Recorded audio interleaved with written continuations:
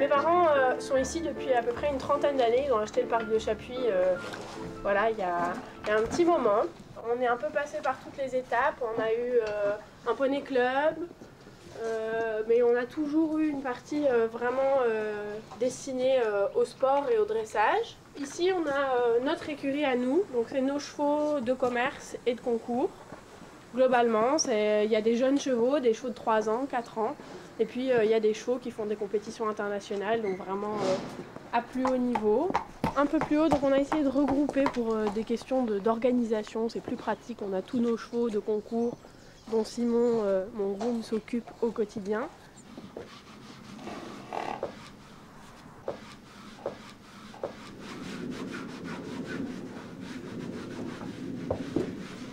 Moi, je suis le groom de Camille, Simon. Donc, je prépare ses chevaux, je m'en occupe, je leur fais les soins, tout ce qui est soins, s'ils sont blessés. Je les fais beaux pour le travail, je leur mets leur protection, la selle, enfin, tout le matériel dont elle a besoin pour pouvoir travailler. Passage de bandes et tout ça, pour pas qu'ils se blessent.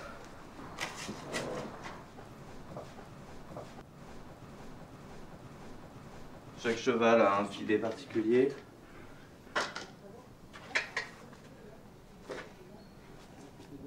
Là, on peut voir qu'il y a plusieurs selles. Donc, il y a la selle de Camille qui est faite pour elle, qui est bien cassée. Elle est faite pour elle, à sa façon. Il faut beaucoup de matériel pour pouvoir monter, surtout s'occuper même d'un seul cheval.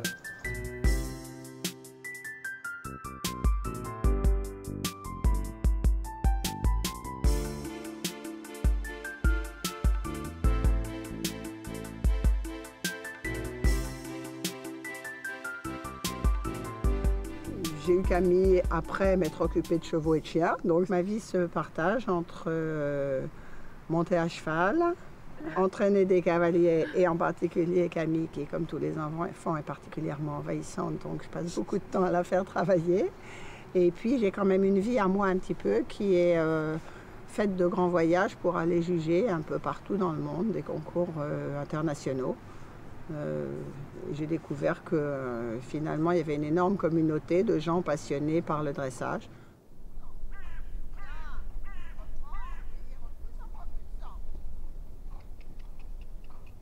Essentiellement, ce que vous voyez là, c'est l'aboutissement du dressage. Ce qu'elle fait avec ce cheval-là, c'est l'aboutissement. Le dressage, c'est de les amener de ça, c'est-à-dire d'être juste un animal qui porte le cavalier, à un animal qui travaille avec le cavalier complètement à l'écoute et en osmose.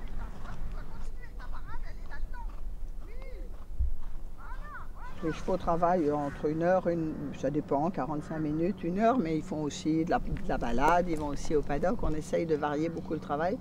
Ce qu'on fait avec les chevaux, c'est vraiment, ça ressemble beaucoup aussi à l'éducation dans le genre humain. Je crois que très vite, on voit le caractère d'un petit enfant, très vite, on voit le caractère d'un cheval. Dans la discipline de dressage, comme on essaye d'amener des chevaux au plus haut niveau. Et si le cheval n'est pas adapté, on va essayer de lui trouver une autre voie où il sera plus heureux dans ce qu'il fait. Bon, quand on fait de la compétition, on a à faire des mouvements imposés, exactement comme dans le patinage artistique. Mais c'est un peu un travail d'orfèvre. Chaque détail compte, si on fait une bêtise, on le paye pendant les minutes qui suivent.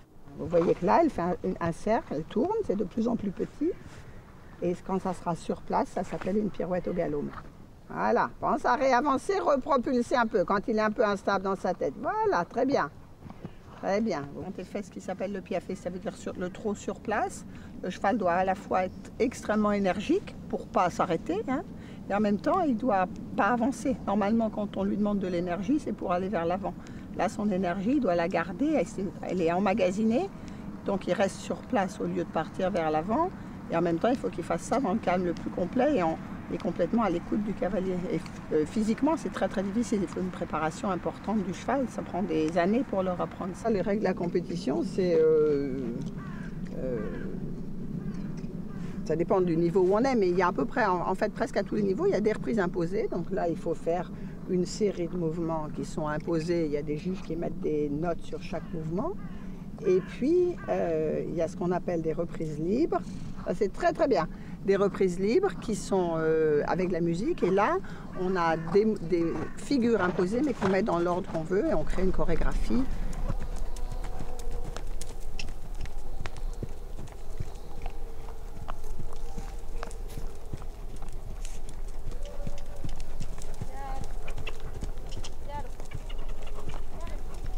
Tout ce qu'on va faire là, tout ce travail d'instauration de code, en fait, c'est comme l'éducation du tout petit enfant, vous en parliez tout à l'heure, je crois. Et c'est exactement ça, en fait, ça va être d'apprendre qu'on ne met pas ses doigts dans le nez à table ou des trucs comme ça basiques. Tous ces trucs-là, c'est ça le dressage, ça va servir pour toutes les disciplines. Les chevaux d'obstacles vont apprendre la même chose, les chevaux de loisirs apprennent la même chose, les chevaux qui font les poneys du poney club, tout ça c'est pareil. Au départ, on leur apprend des choses toutes simples de direction, d'activité, de contrôle, que les gamins dans les poney clubs ne soient pas complètement embarqués. On en parle comme de la base de tous les sports équestres. Ça va être juste la compréhension cheval-cavalier. Voilà, tous ces trucs basiques de contrôle du cheval par le cavalier. Qu'on va retrouver dans le saut d'obstacle, dans le concours complet, d'une certaine manière, dans l'attelage par exemple. C'est une discipline très très pointue où les chevaux doivent passer entre des plots où même une souris passerait pas, ils doivent rien toucher. C'est très technique et c'est juste cette écoute du cavalier par le cheval. Et puis si on en parle comme d'une discipline olympique, et ben, ça va être tous les mouvements plus complexes qu'on a vu tout à l'heure.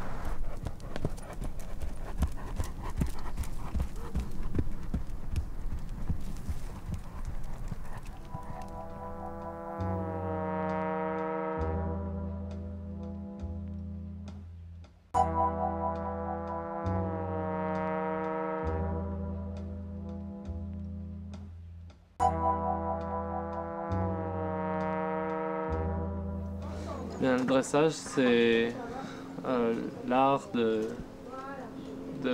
d'utiliser les chevaux. C'est une discipline très très rigoureuse qui demande beaucoup de technique et de travail. C'est de leur apprendre à répondre d'une certaine manière aux demandes des cavaliers. On lui apprend comment écouter le cavalier et comment travailler ensemble. Et c'est très très joli quand on sait bien le faire. Il y a partout des gens passionnés par ce qu'on fait et j'ai appris à rencontrer ces gens et à partager avec eux.